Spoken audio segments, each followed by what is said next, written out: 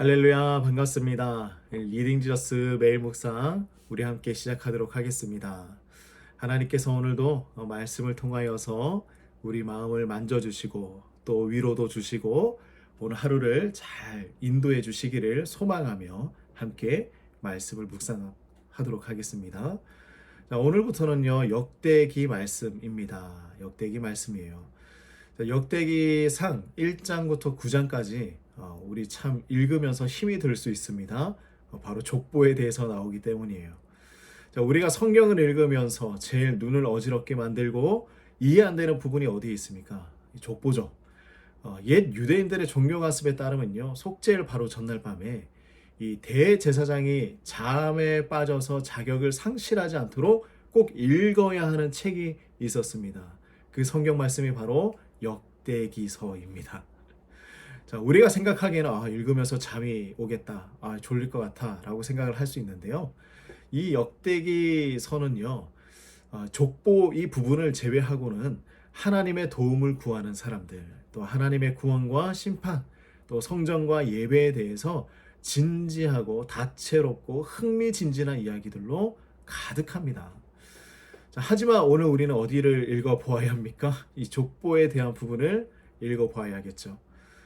성경에서 이 족보는요, 성경 읽다가 쉬어가는 부분이 아닙니다. 족보가 기록될 때마다 하나님은 특별한 계획을 준비해 놓고 계셨어요. 족보가 시작될 때마다 중대한 변화가 일어난다, 사건이 분명하게 있다라는 것을 발견할 수 있는데요.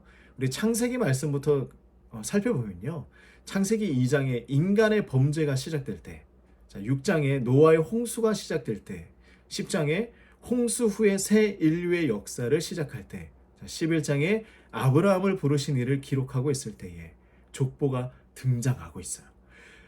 족보가 등장할 때마다 아주 굵직굵직한 사건들이 일어나고 있는 것이죠. 특별한 변화가 일어납니다.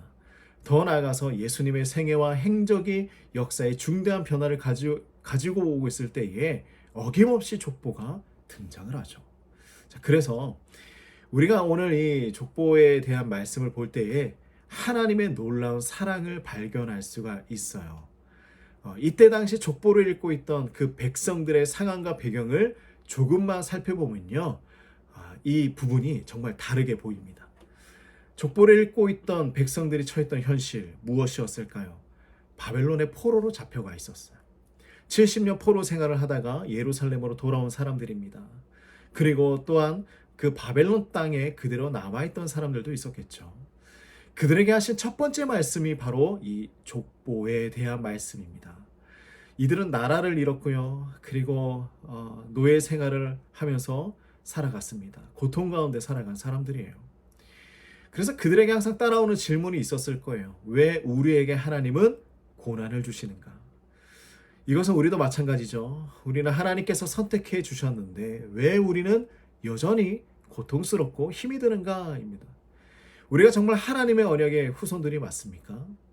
그러한 정체성의 혼란이 찾아오게 된 것이죠. 그때 하나님께서 이 혼란스러운 백성들에게 전해주신 말씀, 그것이 바로 족보입니다. 아담, 셋, 에노스, 게난, 마할랄렐, 계속 이렇게 말씀하시면서 뭐라고 하십니까? 이들은 너희의 조상이다. 자, 이 백성들이 지금 누구인지를 정확하게 알려주고 있는 것입니다. 너희는 누구의 후손이다. 하나님께서 그들에게 분명히 알려주시는 것, 너희는 누구다라는 것이죠. 자, 첫 조상으로부터 나열되고 있는 이 수많은 사람들의 족보를 보았을 때 이들의 마음은 조금씩 변화가 일어났을 거예요. 왜 그럴까요? 그 족보에 유다 지파가 등장할 때, 아니면 또 레위 지파가 등장할 때, 그 해당되는 지파, 나의 지파가 등장하게 되었을 때에 얼마나 기뻤을까요? 아직 우리도 하나님의 자녀이구나. 우리도 정말 이런 마음이 들 때가 있지 않습니까? 작은 일이지만 교회 안에서 명단이 나열될 때가 가끔 있어요. 그때 어쩌다 내 이름 하나 빠졌을 때 얼마나 서운합니까? 내 이름이 기록되어 있을 때 별것 아니지만 얼마나 마음에 기쁨이 있습니까? 자, 그런데요, 이 족보가 끊임없이 계속해서 올라가다가 결국에는 누구에게서 멈추느냐? 아담에게서 멈춥니다. 그 아담은 누가 만드셨습니까? 바로 하나님이 만드셨죠. 그러니 백성들의 뿌리를 말씀해 주시는 거예요. 너희의 시작은 바로 하나님이다. 내가 너희를 창조했다. 너희는 나의 백성이다. 나의 자녀다. 하나님께서는 그들에게 분명하게 정체성을 가르쳐 주시는 것입니다. 자, 성경에 기록된 이름들은 참으로 놀라워요. 그 이름들만 보아도 그 사람의 평생의 삶을 발견할 수 있습니다. 노아의 이름 볼까요? 평안, 위로, 안위라는 뜻을 가지고 있죠. 여호수아, 구원의 의미를 가지고 있습니다. 이들의 이름을 들으면서 하나님이 이들을 구원해 주시고 위로해 주셨듯이, 우리의 조상을 구원해 주시고 위로해 주셨듯이 우리도 하나님께서 평안을 주시고 구원해 주실 것이다. 이보다 더 큰 위로가 어디에 있겠습니까? 그리고 더 나아가서 이스라엘 백성들뿐만이 아니라 지금 족보에 보면요, 엄청난 이름들이 기록이 되어 있는데요, 가나안 족속들의 그 이름들까지 다 기록이 되어 있어요. 하나님께서 기억하고 있다면 지금 우리가 살아가고 있는 현실 가운데서도 하나님은 우리의 모든 것을 다 기억하고 있지 않으시겠습니까? 하나님은 우리가 누구인지 분명하게 아시는데 우리만 갈팡질팡하고 있는 것은 아닐까요? 우리만 하나님 앞에서 두려워하며 또한 세상 가운데서 혼란을 겪으며 살아가고 있는 것은 아닐까요? 세상의 족보는요, 자랑하기 위해서 기록합니다. 그런데 성경의 족보는요, 하나님을 기억하고 하나님이 누구이신지 알게 하고 있는 거예요. 지금 우리도 이스라엘 백성들과 같이 막막한 상황 가운데 계신 성도님들이 있을 것입니다. 지금 내가 가족을 위해서 일을 하고 또한 기도를 하고 말씀을 보지만 내가 또 무엇을 하고 있는지, 나는 누구인지, 또한 나는 어떻게 살아가야 하는지 나 자신을 잃어버리신 분도 분명히 있을 것입니다. 저는요, 우리 성도님들 모두가 행복했으면 좋겠어요. 그런데 하나님은 하나님의 자녀인 우리가 더 행복하기를 원하실 것입니다. 자, 그렇기 때문에 우리가 누구인지 분명하게 아는 것, 우리가 누구의 자녀인지 분명한 정체성을 확립하는 것, 정말 중요한 일입니다.